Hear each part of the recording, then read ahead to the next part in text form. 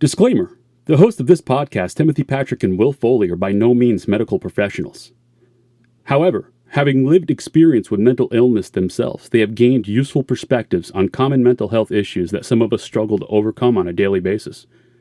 By sharing their stories, they hope to create connection. By creating connection, they hope to help you find your purpose. And through purpose, we can all begin to build the foundation for positive mental health. This is Above Ground Podcast.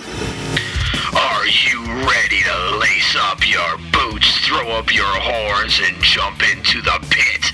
Then let's stomp the stigmas of mental illness. It's time for Above Ground Podcast. Now, Will Foley and Timothy Patrick. Hey, what is up, everyone? Welcome to episode 98 of Above Ground Podcast. Episode 98, The Joshua Tree with Jeff Brisbin, coming up in a moment. All right, so first off, let's just say thank you. Thank you to everybody out there listening. Thank you to everyone checking it out on nippertown.com. That's right, the 518. We have a new home in the 518. Every week, nippertown.com will have our stream up on their website underneath their wellness section on nippertown.com.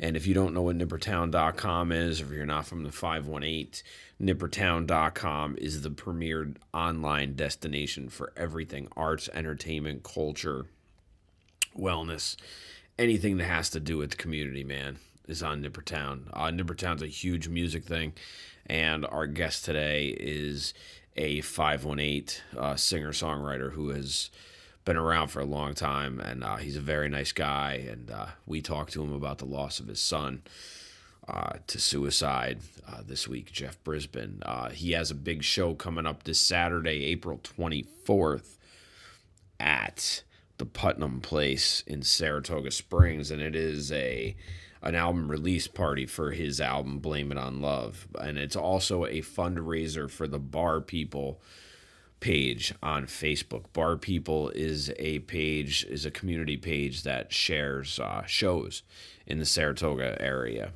and they are raising money at Jeff Brisbin's show for Bar People. Bar People is awesome. I mean, I use Bar People. I put some of my shows up on there also. So if you can get out there, man, we're gonna put the ticket link up in the show notes so you'll be able to go on. It is a limited seating show, so you got to jump on and get your tickets. But definitely have to check out Jeff, and his interview today was wonderful, and he shared a lot about his son Josh, and lost his son Josh to suicide, and it's never easy for a parent to bury a child, ever.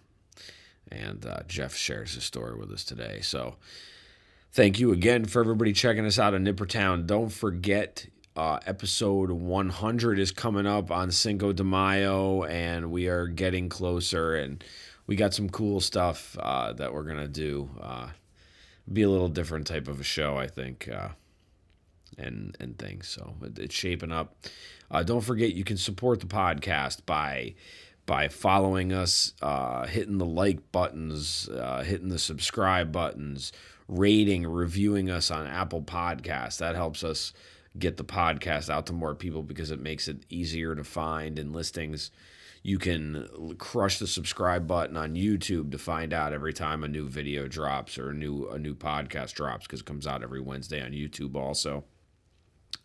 And the best way to support the podcast is to either donate through our PayPal link, which is in the show notes, or buy a Be Well, Be Safe, Be Above t-shirt from our friends at Close Knit Company.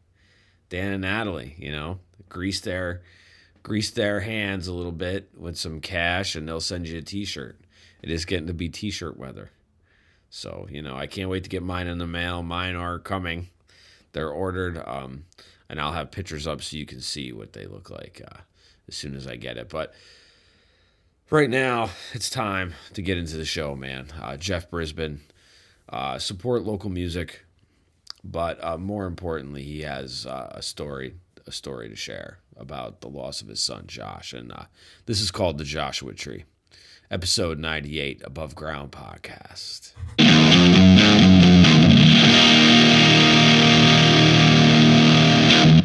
What is up, everyone? Welcome to Above Ground Podcast. Above Ground Podcast, because you can't serve below. We are on Zoom. Are you down with TPP? They're frozen, Will. I'm frozen. No, you're okay. You're frozen, Timmy. Now you're freezing. Now I'm freezing too, huh? Now you're okay. There we go. There we go. Stop I moving noticed around, baby. Just sit still, brother. No, my internet connection for some reason was all out of whack, and I don't know why. I turned my Wi-Fi off on my phone. That's what happens, man. You fly without a net. So what's up, everyone? Welcome to Above Ground Podcast. And if you are listening in the 518, we are streaming on nippertown.com. That's right. So we've got a good one this morning for you. We are joined this morning by Jeff Brisbin. Jeff is a singer-songwriter from Saratoga, and he has an awesome story. He's a great singer-songwriter. He has 3 albums out. He has a big show coming up April 24th at Putnam Place. But that's not why he's here this morning. He's here to talk about Josh. Jeff and his family lost Josh. It was coming up on 10 years. Wow. June 17th will be 10 years ago. Yeah. Has it really been that long? Yeah. I can't believe it either. It's a strange experience. I think when I had 6 kids, 3 boys and 3 girls, and Josh was my youngest son, and he's got a younger sister. So they're the last 2. And, he was a brilliant boy. He was a sweetheart, very gentle soul, kind of on the quiet side. He'd be over in the corner like on Christmas when all his brothers and sisters were going crazy, and he'd be kind of quiet, and then he'd come up with this one-liner, and we'd all be in stitches. That kind of a kid. Really good heart. He picked his spots, apparently. He did. He was very careful about that. Yeah, I was going to say, being a sibling of that many people, you got to learn how to pick your spots. So it kind of makes you actually pretty good on that type of thing. Yeah, I'm sure. We all kind of looked out for Josh. He had his older brothers and sisters had a really soft spot in their hearts for him. He had actually 4 years before he took his life. His sister was vacuuming the bedrooms in the house. It was one of her chores, and she found a suicide note that he had written. He had started writing. I still have it. So there's 3 copies. He's writing it by hand, and he kept trying to get his words, what he wanted to say right, And so immediately we got him in touch with this incredible doctor who, within 3 months, turned him around 180 degrees. He was just depressed, and his mom and I had gone through a divorce, and he wasn't happy about that. And so he couldn't handle it, and this doctor was amazing. And he was, after that, we kept really close eye on Josh, and he was a happy kid. He really just finished his first year of college, and he had everything. He did well. He had fun. He had a car. He was a pretty happy kid, So even though it happened, and even though there had been a note 4 years before, we were all very surprised because we saw no signs leading up to it. Well, I'm really curious, because obviously you find a note 4 years prior to the actual event happening. So obviously there was something there that was there. Was he just very good at hiding his depression? Yes, he was, because he was, they put him on some meds,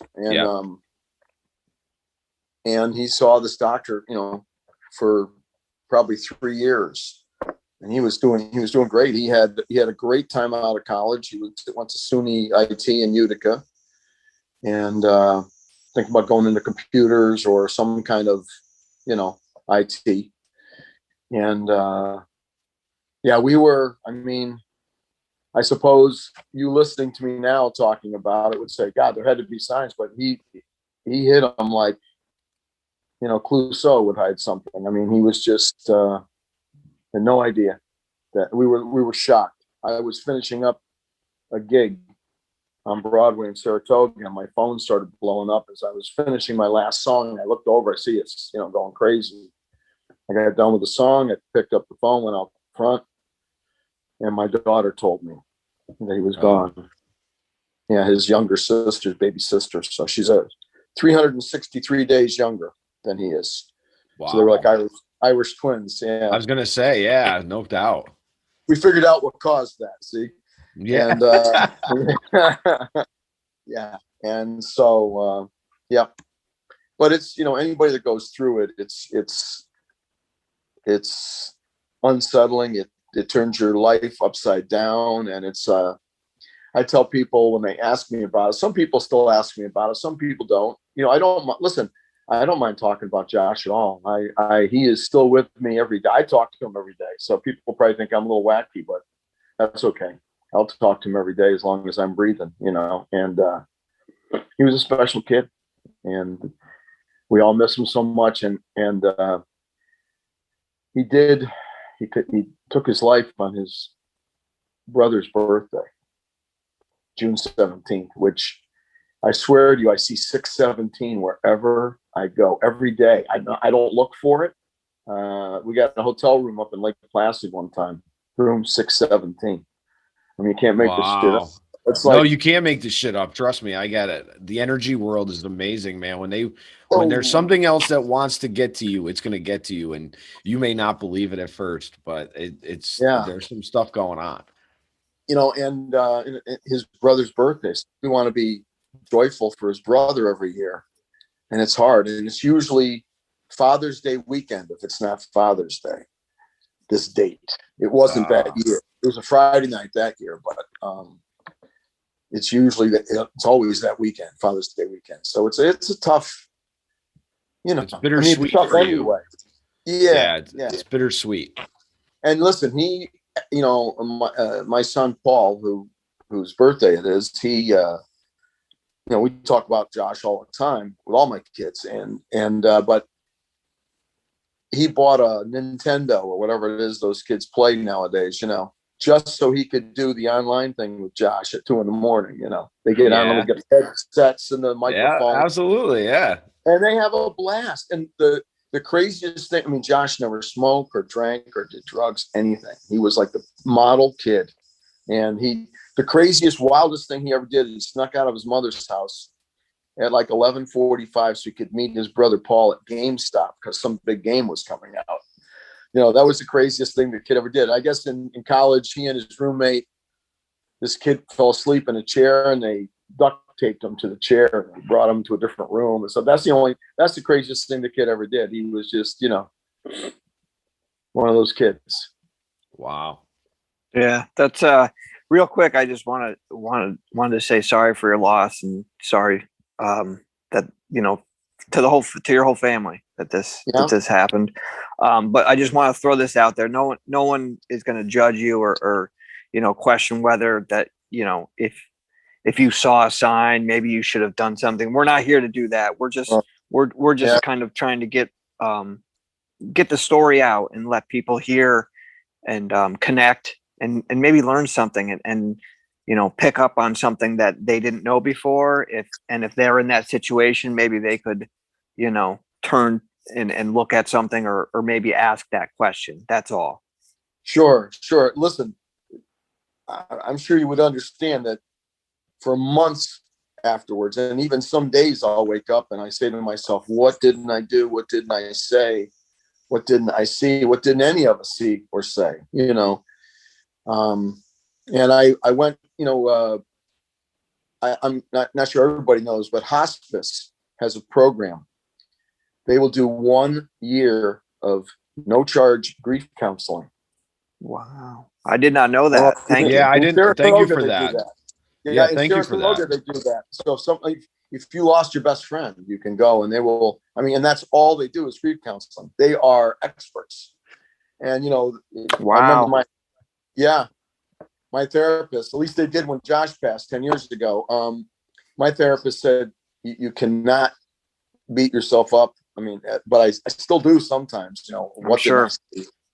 And, you can't, because in the end, it was his decision, and in the end, I guess I came to a resolution where I respect Josh so much. I don't, I'm sad that he's not here. And because there's so many great things that have happened in the family that he would have just been crazy about.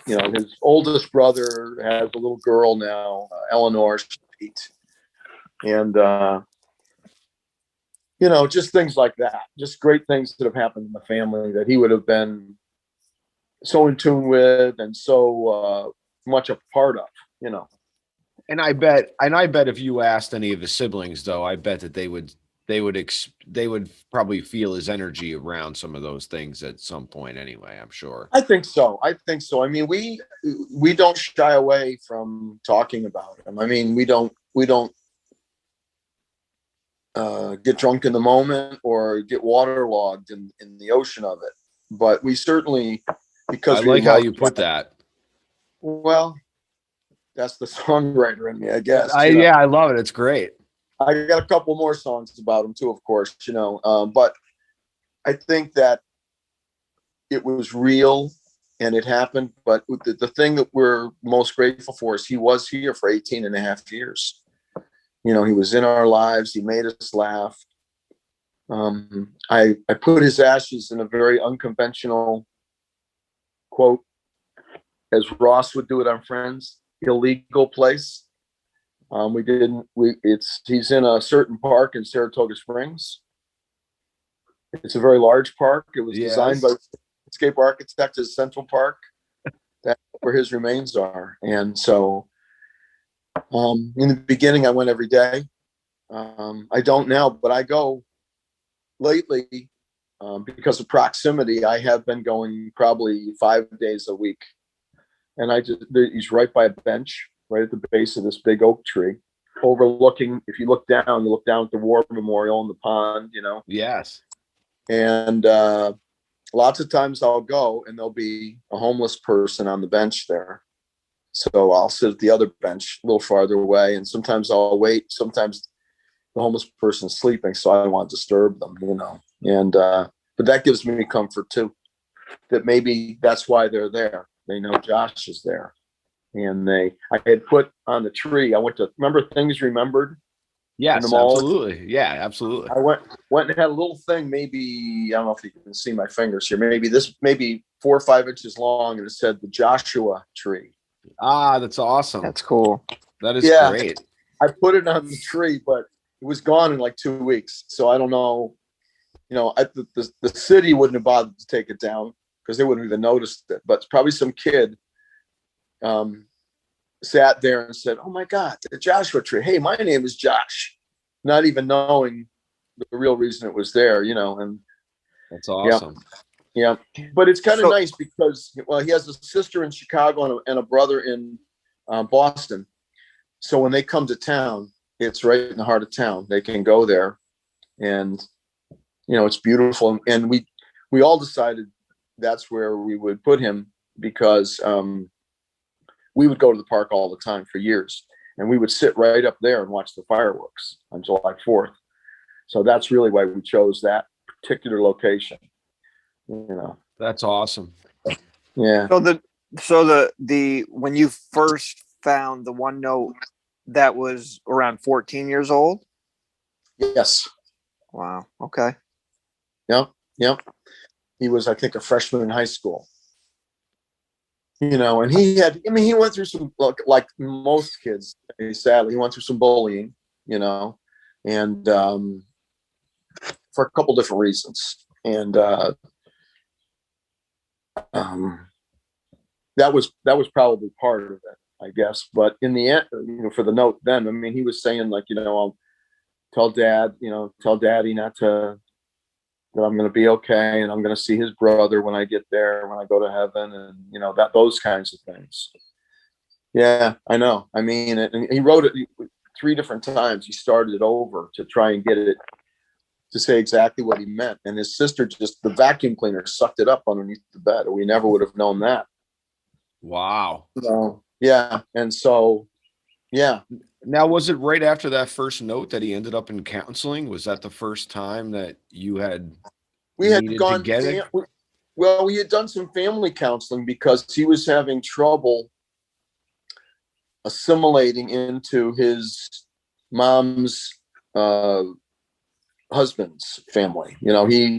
He wasn't real comfy there, and that was, I believe that was the foundation of everything. That was and even though, and it's hard to believe, it would be 4 years later, but it was at that point 12 years after the divorce that would happen.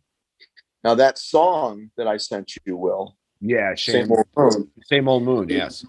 So that came about because he was 5.5 when his mom decided to go with this other man. And he asked me when I picked him up, I picked he and his sister up one night, and he said, "Daddy, why can't we all be together? I want us all to be together as a family." I said, "I know, buddy, me too, but we just can't be."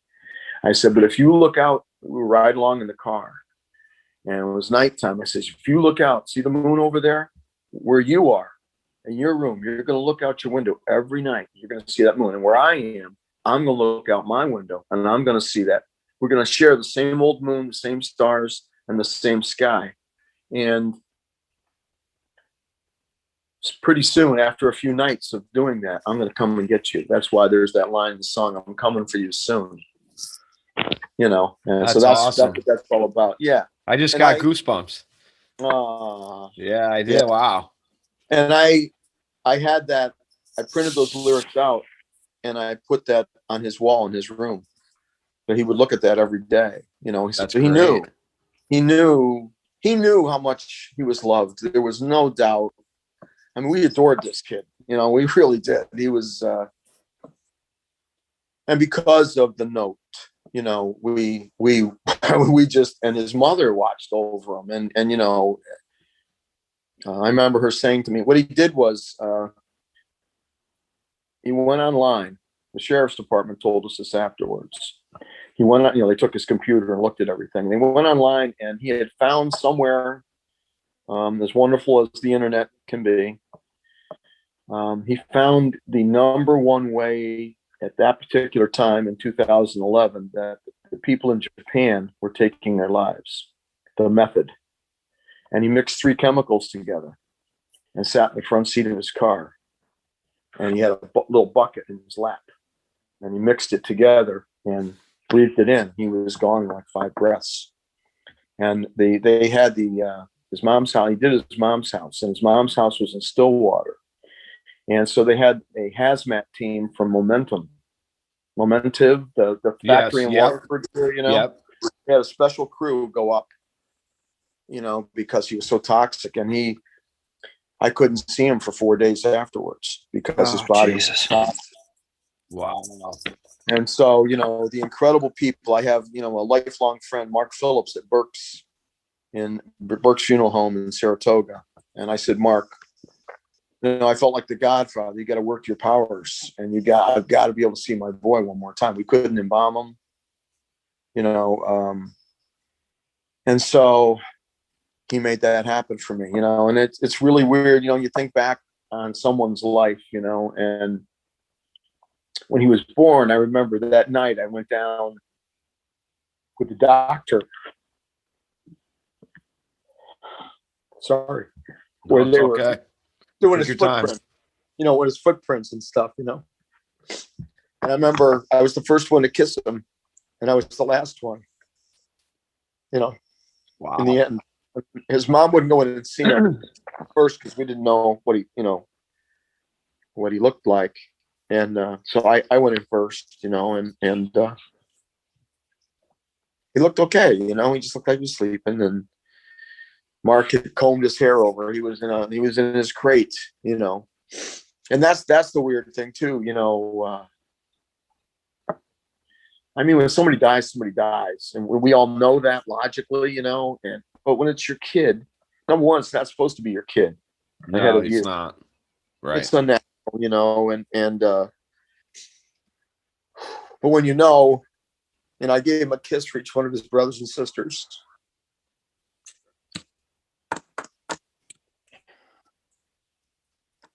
And then, they're going to take him, and they're going to take him to Bennington and put him in a crematorium.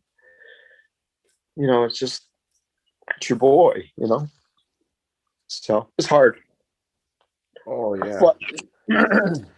But I'm awful glad that Mark made that happen for me. And to tell you the kind of guy Mark Phillips is, his birthday is the same as Josh.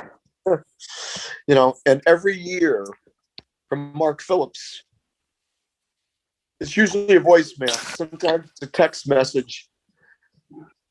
Sometimes it's he'll leave me a voice. He'll send me a card, but usually it's a text message, and he'll say, "Jeffrey, I'm thinking of you and Josh today." And that's a special guy that would remember that, every year, 10 years. Wow. Yep. Yeah. Jeff, thank you so much for sharing this and sharing your emotions about this. I obviously it doesn't matter if it's 10 years, no, 100 years. Right, it wouldn't. Like I tell people, it's like dirt on my glasses. There's always a little, you're wearing glasses. There's always a little bit of dirt someplace on your glasses. Absolutely. And it makes it very hard to not pay attention to it. And it's weird. I notice people named Josh in my life. When I come in contact with them, there's a young musician in town, Josh Clark. And when he told me his name, I see him in Uncommon Grounds all the time. He takes the beans and, puts them through the thing, whatever they do to it, to make the coffee. And, he says, my name is, I used to say hi to him for months. I go, what's your name? He goes, Josh. Of course it is, and of course it is. A little, it's because I liked him, and I see this kid he works at New Country, and what he's doing downtown. I see him 3 days a week for years now. Joshua on his shirt. He works for, he's in the service department. What's he's doing downtown at 10:30 in the morning? Sometimes I don't know, but he's there. And I wrote a song called Foreverly a few years ago. And there's a guy in Saratoga. He's become a very dear friend of mine, Ray O'Connor. He's very well known in Saratoga. He was the CEO of Saratoga National Bank. And his mom told him a story. And he wrote a book called She Called Him Raymond. Available on Amazon Books. We're at Northshire in Saratoga. I don't get a commission. But I will plug Ray every day of the week because it's a beautiful story. So I had bought in the book in Northshire, I bought the book. I said, wow, I love this story. And I wrote this song Foreverly, which is, how do you stay in touch with somebody when they're no longer here? And it really was awesome. I'll send it to you. I'll go on my website. Yeah, I'll go on your Spotify and check it out. Yeah, follow Jeff on Spotify if you're on Spotify listening to this podcast. I even got my license plates changed to Foreverly. And I'll tell you why. So I knew who Ray was. He was, when you're with a bank, you're involved in Rotary, Kiwanis, sure.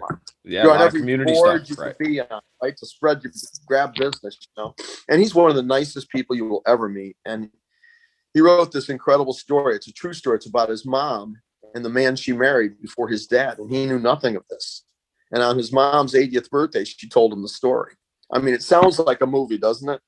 It does sound like a movie. It is inching every day closer to being, hopefully, a major motion picture. But anyway, 6-7 months, maybe a year after I read the book, he posted on Facebook one day. Somehow we were Facebook friends. I don't know how that happens, but we were. And he posted on there that he was going to make this into a movie. And I said, have I got a song for you? This song. Nice. Nice. And in the ensuing time, he has changed the title of the script to Foreverly. He's had a meeting with Spielberg's company, Amblin Entertainment, in Los Angeles without a literary agent. And everything that has happened for him in this book, with this book, to get it to be made into a movie has been so serendipitous. I don't even know if that's a word. Yes, it is. No, it is. It is. Yeah. Yeah. It has been out of the realm of everything. And so there's a guy, Reader's Digest version. I don't know how much time. I'll give you, let's be 2 minutes, or less. So he writes this story. He goes, as he's writing, he retires from the bank at 58. to write this story. Okay. Now, he's probably, it was a good job. Okay. He's set, but still hires early to write this story, like 7-8 years early for most of us chuckleheads out here. Yeah. And right. So that's how much the story meant. So this man that his mom married was a pilot in World War II. So you get the backdrop of World War II, and this guy it's romantic. He's a pilot, and he gets killed in the war. And so Ray's writing the book. So he has his mother's perspective. He wants to go interview this guy's descendant family, present day. He goes to Ironton, Illinois, where this kid grew up, this pilot. And he interviews his family, and he gets talking with a lot of people in the town, about how he grew up and the whole thing, and to weave that into the story. That's how Ray is. He's very methodical. He's got to know all the answers, the whole background, and so he goes back like a year and a half later to do a book signing in the bookstore there. And this town is like, it'd be like Ballston Spa, a little town like that, being so excited because somebody from Ballston Spa wrote a book about somebody who grew up there. It was like, wow, one of our boys, and then this kid was a war hero. So on top of that, so Ray goes, and this little old lady comes up to him, and his book had been out for maybe a month. So it had been in the bookstore and people were buying it. And lady comes up to him. She goes, "Oh, Mr. O'Connor, I just can't tell you how much I love this story. I sent a copy to my son, Mickey, in Los Angeles. He's a writer for Steven Spielberg's Amblin Entertainment, and he loves the story too. I told him to email you." And like 2 months later, this guy, Mickey Fisher, emails Ray. This never should have happened. That's some providence right there, man. That's providence. Well, so anyway, Ray went out to see him, and they've become friends now. Mickey wants to see this movie get made somehow. David E. Kelly has a copy of the script. It's David E. Kelly had L.A. Law. He's married to Michelle Pfeiffer.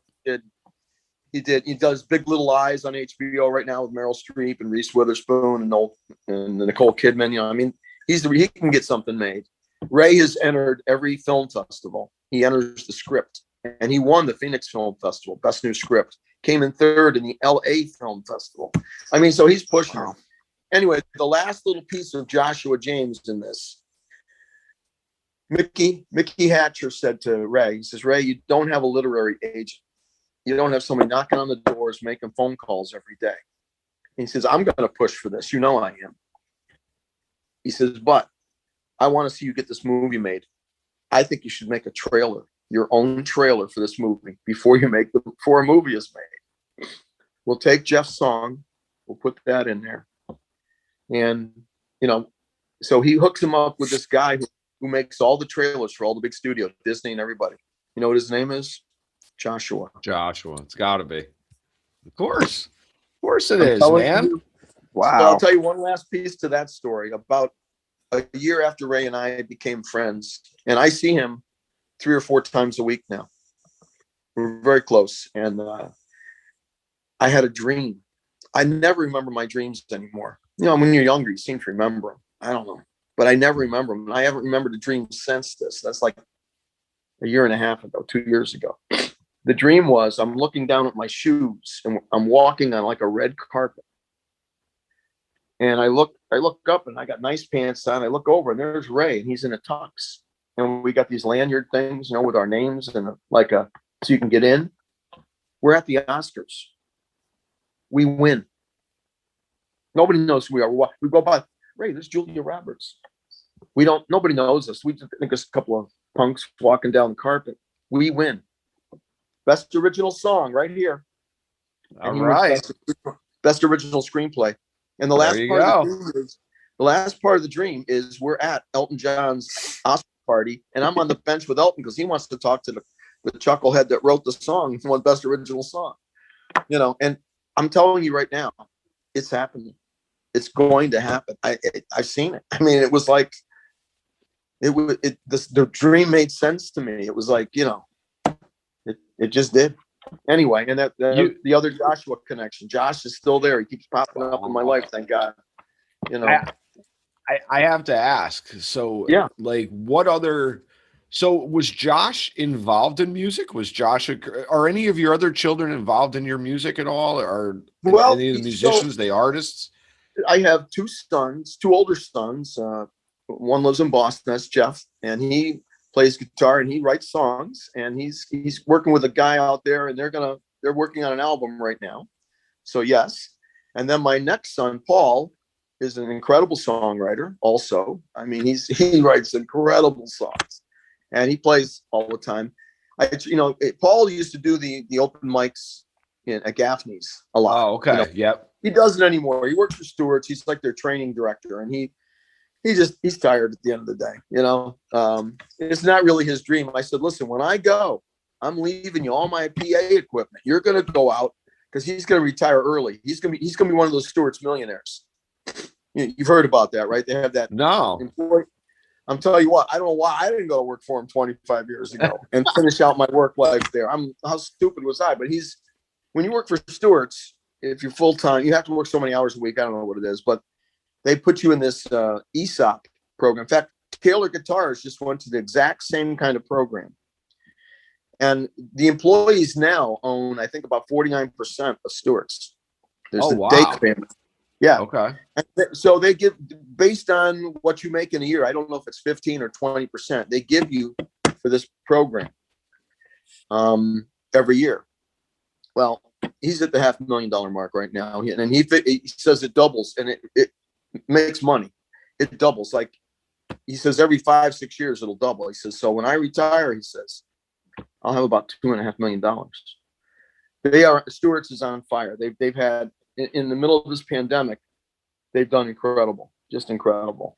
And they keep growing, I must say this about Stewart's, and Timmy can quote to this one too, because there's nothing like leaving New York and you're back in New York the minute you see a Stewart's, and it's always comforting to know that there's a Stewart's somewhere, because you're not that far from home.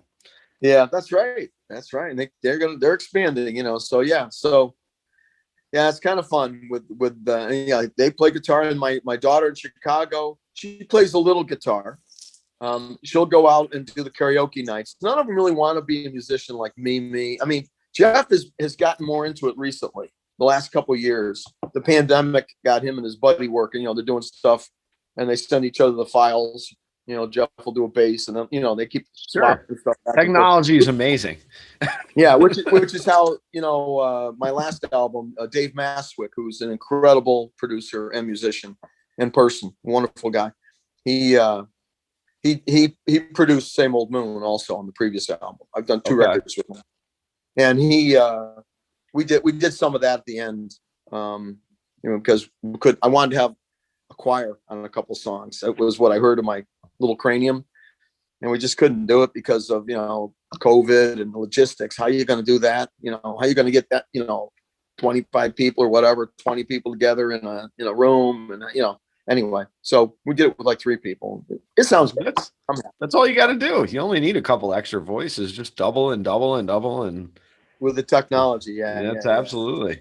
I got to ask you this: what has Josh added or taken away from your music? Has it affected you in a negative at all? Did it? I mean, the only negative is that he's not here. That's the only negative. He was here, and I thank God every day that he was here. And I didn't mean to insinuate, and I'm not insinuating that there's negatives, but I know that when you lose something, you always lose a piece of yourself. So, and I know that it's often very hard especially for a parent to lose a child, and then they permanently, there's a spot that never heals. I would say one of the great positives out of it, because I am a believer that the good, the bad, and the ugly in life, there's always a positive. And I would say in these 10 years, it's probably 15 or 16 different people have been referred to me as far down as North Carolina. I had there's a woman down there who was the daughter of a very dear friend of mine who lives in Ballston Spa, and her next door neighbor lost their little boy. And so people that know me, that know I've come through it okay as you can, they refer people to me, and I'll talk to them, and we try to help each other through it, and I think no one understands what it's like to go through it except somebody that's been through it. You've got to be the parent. You could be my very best friend, and you could commiserate with me, and I know you feel my pain, and I know you try to help me through it, but you don't know what it really feels like unless you're the parent, and so that has been a positive, because I know I've helped people. I'll tell you sometime, we'll have lunch. I just recently had some love, the grace of God, call it whatever you want to call it. It's all of those things probably. And that was given to me as a person that I could never, and the initial, some people did something for me that was, to me, otherworldly and so beautiful and wonderful. And it never would have happened. I met them because, sadly, her son committed suicide. I met them like 3 or 4 weeks afterwards. I was introduced to them. And so that's a positive. If I can help someone else, I don't want to see anybody go through this. It's altering, but it's a reality. And it seems like, and it's maybe like, if you buy a Honda CRV, all you see on the road are Honda CRVs, right? Sure. Well, if this happens to you, it seems like everybody's committing suicide. And I believe they are up in 10 years, the statistics. There's they are. People are dying. Yes, people are dying by suicide. People. Yeah, absolutely. And that age range, and the age range of where your son was at that time is a very, very prevalent thing right now. Yes. And the age range that we're in, as the three of us individually, and you're at the top end of it, Jeff, because you're older than me, but not by much. Thanks. Not by much. I'm older. I'm feeling it this morning, but I know. That's the other thing. It's kind of weird. I decided to do music on the other end of my life. When I was 18, 19, I wanted to move to Los Angeles, and I wanted to write movie themes. Well, I'm gonna write the first one at the end of my life. There you go. I like that's it. What I wanted to do. That's a goal right there, man. That's a goal. Oh, it's happening. It's happening. I think to kind of piggyback on what you just said, Jeff, about other people in those same circumstances understanding, and that's kind of where we come from with this, and that's why we are so grateful to have you share your story, because we feel that's what needs to be done, in your situation, to share your story to help others. I mean, just to create that connection alone is huge. Yes, it's a positive. It really is, and we've done the walks many times, my kids and I, the suicide prevention walks. And some years I just can't go, I just can't do it. I don't have it in me, and to see, because it's a larger and larger gathering every year. And that's very sad and disturbing, and I think one of the biggest problems in this country and probably worldwide is, the breakdown of the intact family. I think that has so much to do with everything. It's families don't stay together. People change partners like they're changing their underwear. It's sadly. And when you lose something, and it does affect your kids. Kids are resilient and they are strong. And his sister, she has seemingly, it's rolled right off her back a little bit, And we talk about Josh. She was closer to Josh than anybody, because she's the only person in the world who spent every day of his life with him. Because when they would come visit me, every Tuesday, Thursday, and every other weekend, she was with them. When she was home with their mom, she was with them. She's the only one. And for me, it was again life altering. 6-7 weeks after this happened, she went off to college, and so I didn't have that Tuesday, Thursday, every other week. I mean, the silence in my house was deafening, and I'm one of those crazy parents that wishes I still had the Tuesday and the Thursday and the every other weekend. So, do anyway. you think, looking back, were you, because you have a very I guess I'll say positive outlook on this. Like, you seem like you had mentioned multiple times, like you were grateful that you had the 18 years with him. Were you always that kind of person where you kind of, looked at the bright side of things, I guess? I try to be, I have my days like anybody, but I was blessed with these kids. I adore them, I really do. And I see them all. I see 3 of them a lot. I'm going to go in May. I'm going to go now that I got my shots and things are getting better with the COVID. And go see my daughter in Chicago for a few days. I normally go see my son every once in a while in Boston, because that's easy. I'm going to try and go see him this week because they just got their shots. They got the Johnson & Johnson. So yeah, I mean, it is what an incredible gift to be a dad. Are you kidding me? Wow. And what a responsibility, and they are all doing so well in life. I mean, they really are. My little daughter in Chicago, she's 5 foot tall and 100 pounds, and she's a dynamo. I mean, she got nominated for the Visionary Award in Chicago 2 years ago. Wow. She's 35 years old now, and she works for the city.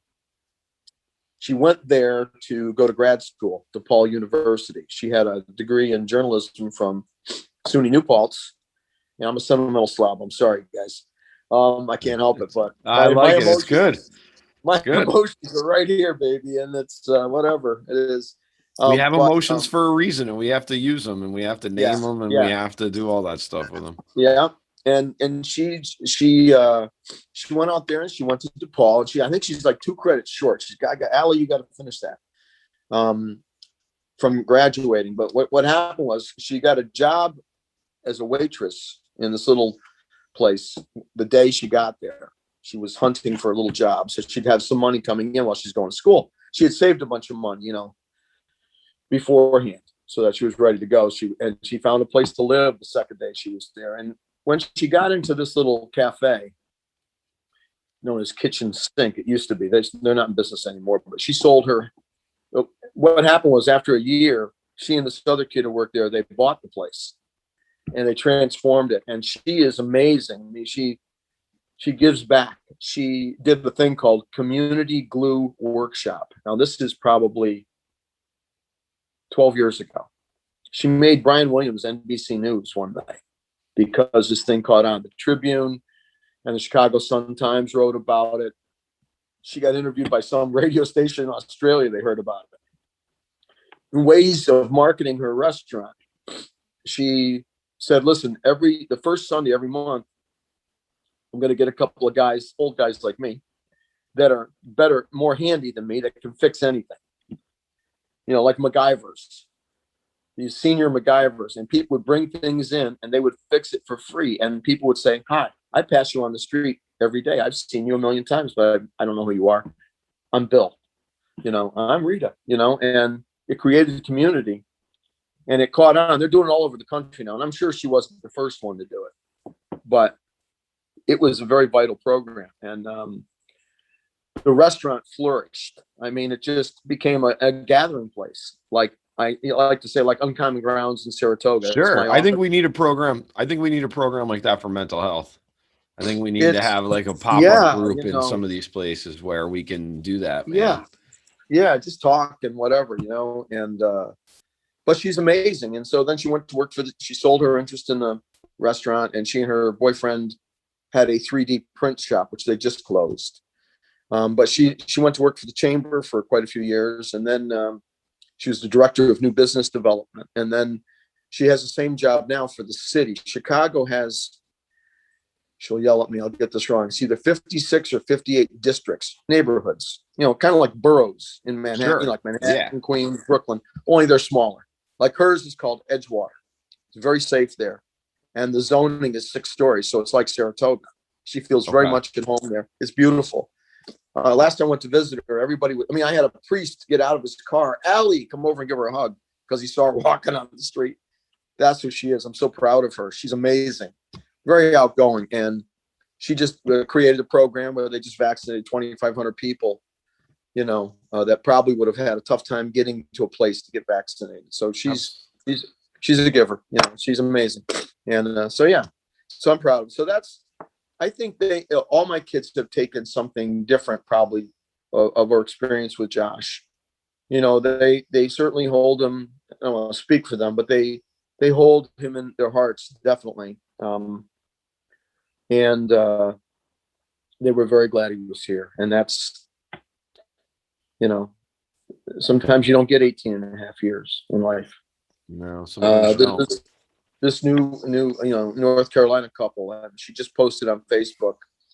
I can tell she's really in a lot of pain lately and it's now, it's got to be 6 or 7 years after he passed. And,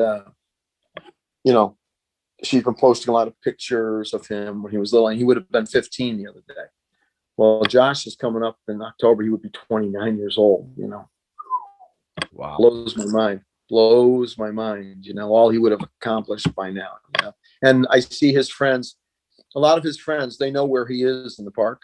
And sometimes I'll walk up there and there'll be one of them there, and his college roommate, this is a beautiful way maybe to end this for you, but his college roommate, Chris, who's a great young man, he got engaged and he asked his wife to be.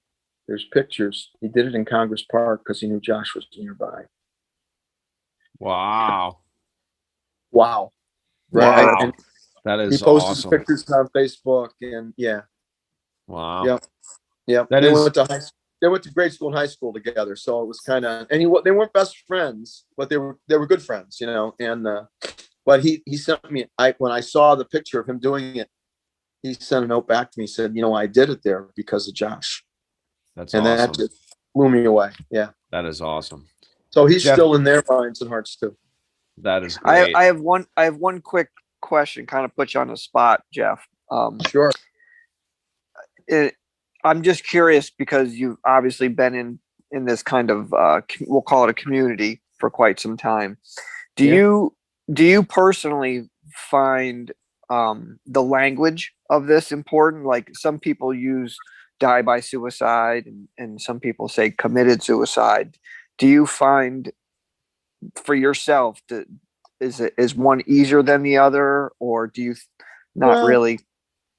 I don't think that you should shy away from it. In his obituary, which whoever thought I'm going to write my son's obituary, I agonized over whether to say anything about it, how he died. And I called his mom the next morning. I was up with it all night, changing this, changing that. And in the end, we decided, we would say something, we said, instead of flowers or anything, we would appreciate donations to the organization for the prevention of suicide. And I think, and I don't shy away from anybody knowing how it happened. I think,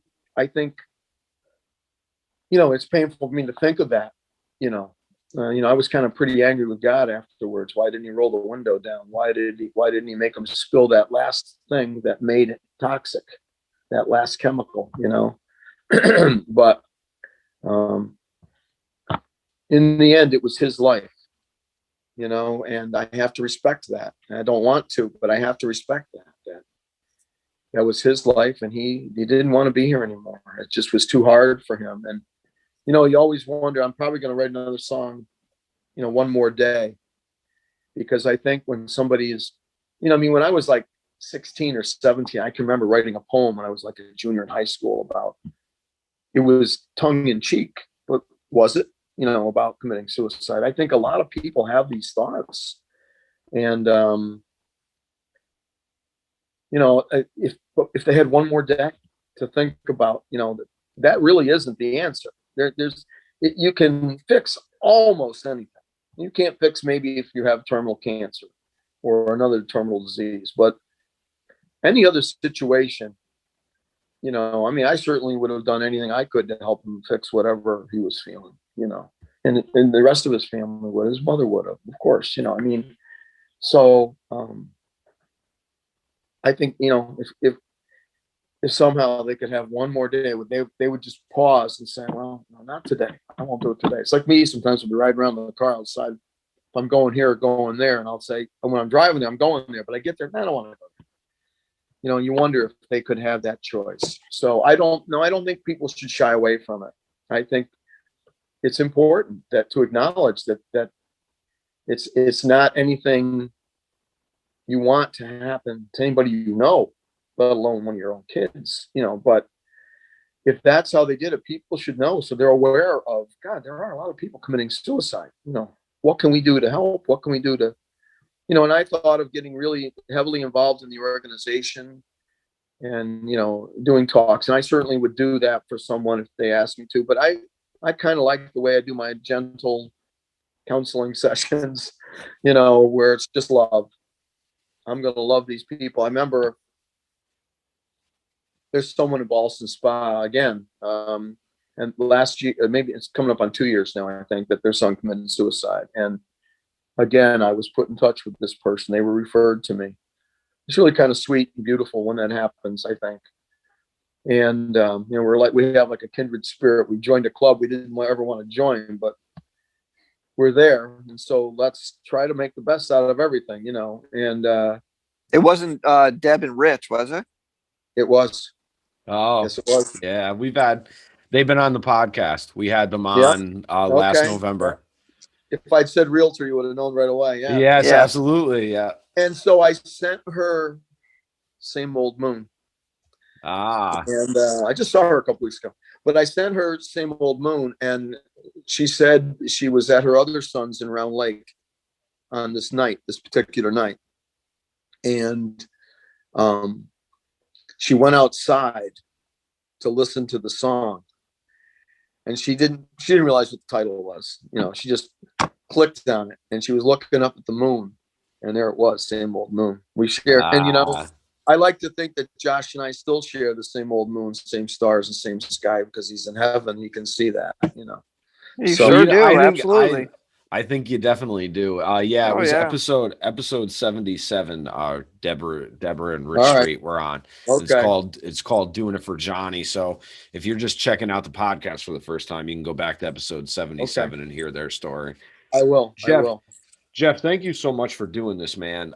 We end the podcast with 3 questions to everyone, and sure. we're gonna start that powerhouse now. Okay. Yes. Yeah. Thank you for joining us, Jeff. Sure. Thank you for having me. Do you have a favorite or a least favorite word?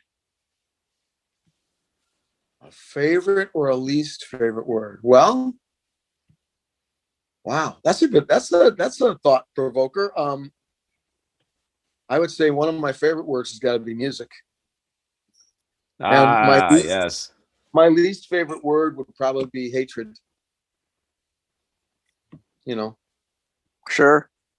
Good one. Nice. It's hard to dance. It's hard to hate when you're dancing, though. Yeah. Or music or love. Music is love. Music is love. Yes. Yeah. Yeah. Yeah. Pretty much. Music is air. Music is blood. Music is nourishment. It's kind of a lot of those things. Nourishment. Nice. It is. It's therapy for sure. Absolutely. It really is. Therapy. It helps me immensely. Whenever anything happens to me in my life, it's a blessing that I can go get on that little magic carpet ride. When I'm playing out for 3 hours when I'm playing out, it's a joy. And then, I'm so grateful and so blessed. I've been very busy for 10, 12 years now. And it's going to heat up again. I'm starting to get a lot of bookings, and I see a lot of the same people. They come and listen, and I know their particular song is their favorite song. I'll play it for them, and they don't even have to ask. I just play it, and they look over, they smile, and they give me the thumbs up, or they give me the wink or the hey, the thanks. And so yeah, music, love. Beat. Speaking of people listening to your music or just an audience in general. So the second question is cat, dog, or other? Dog. Dog. Dog. That was without hesitation. That's a big smile No, too. That's a I big like smile. cats, but I love dogs. Okay. Yeah. Do you currently have any living in your midst? No. We had a cat and don't have the cat anymore. And I had a dog, and the dog passed away, and we never replaced him. Okay. He was Obi. Obi. All right. That's a very wisdom-like name right there. Unless of course, unless of course you're Arlo Guthrie and Officer Obi is Right. Yeah, that's right. From Alice's restaurant. Alice's restaurant. Yeah, absolutely. Yeah. Jeff, if there was one thing that either you could do or you would like to see done to mental health as a whole without any kind of restraint, what would it be? I would say we should start in the schools, probably like, second or third grade, when kids start to get bullied and they start dealing with things that they really shouldn't have to deal with, that I never dealt with when I was growing up. I had comparatively to these kids now, of course, there's so much pressure on these kids, and we don't have any SATs this year, but when you're, that's a big pressure for kids. Or you get to be 16 and your dad says, you should get a job. It'll be good for you. Like, well, I'm going to school. Yeah, I know. My son, it's the only job he's ever had with Stewart's. He thanks me every day. He promises me 4% dad tax when he retires. Now you guys will love this. Josh would be laughing so hard at this. He said, I said, wait a minute, Paul, I'll be 83 when you retire. He says, I know, I'm counting on it. You won't be around. I won't have to give you the 4%. He doesn't really mean that, but he'll gladly get. But yeah, that's my family. They're a little, they're out there a little bit. But they're great. They're awesome. But they're yours. That's what matters. They are. Jeff in Boston is a Harvard grad, and he works at Harvard still. And oh my gosh, a Harvard grad, right? Paul never went to college. He went to the College of Stewart's, and he's so happy. Well, that's the important part. It goes to show that there's different paths that we all got to walk a different path. We're on the same journey. We're just walking different paths along. Yeah, we're on the same journey. We're in different boats. We're not on the same boat. We're in the same ocean, man. We're in the same ocean. We're just in different. That's true. It's all just in different. We're in just different boats. That's it. Yep, Jeff, sure. Can you tell our listeners where they can find you and what's going on? I know you have a big show because this episode will be coming out Wednesday on the 22nd. So okay, yeah, 21st, whenever that is. This episode will be. Yeah. So jeffbrisbin.com, BRISBIN.com. That's where all my live schedule is. All my music is there. I'm on all the streaming services: Spotify, Apple Music, Deezer, Amazon, whatever. CD Baby, if you still want to buy something physical, or get a hold of me and I'll send you something. I made some CD. I've made 3 albums, and each one is in its own way been very successful. This newest one, Blame It on Love, they've been playing it up in Burlington, Vermont, Poughkeepsie, 2 stations in Albany, Glens Falls. I mean, listen, that and $3 will get me a cup of coffee. There you go. See, it will. It'll I know. Get me a large. Yeah, but it won't get you a venti at Starbucks. Yeah, it's still very cool when you turn the radio on and there's your song. I just, this funny thing, Facebook this morning, there's a guy very well known who owned a lot of clubs in the Albany market. He said, I'm driving in the car. I'm listening to WEXT. I'll give them a plug, a great radio station. And they're talking about 97.7. 97.7, 106.1. Chris Wink created this incredible station. Yes, he did. He's a nice guy too, man. He is. He's about 14 years ago. They're going to celebrate their 14th anniversary. Wow. 2007 that station started. And so he says, I'm driving along and I'm listening to this song, and I think it's like Sturgill Simpson or who's the other guy, Jason Isbell or something. And I realized it's you. It's this song, Blame It on Love. He says, I loved it. Fantastic. So I replied, you made my day, Ralph. There you go. So, yeah, it's cool. It's Awesome. very cool. Awesome. So, streaming services, I guess, which is, nobody buys music anymore. This doggone generation, they don't buy anything. They lease their cars, they lease apartments, they don't buy houses until they get to be 35, 40. Then they buy non-commit. There's a commitment. There's a commitment problem, I think. There's a commitment issue. Exactly. Commitment issues for sure. Yeah. And not too. Come out and see me sometime. Love to see you come out live, and come out, you two wily coyotes. You come on out. We should do lunch together, the three of us sometime. Absolutely, that'd be awesome. I'm down. Get a hold of me. All I do is music. I got time. Let's go to Uncommon. Let's go to Uncommon and have some lunch. I'm gonna go right after this. So all right. We'll work it out. I'll set up something with you in the next couple of weeks when Tim's off. All right. I almost would have done this there probably. Hey, you know what? When we ever get back to some sort of normal and I get an actual like road kit for this, I would like to actually do interviews in person. It's just yeah. I mean, don't get me wrong, doing this is okay because I don't have to leave my house. But But no, thank you so much. Thank you so much for doing this, man. This has been awesome. You bet.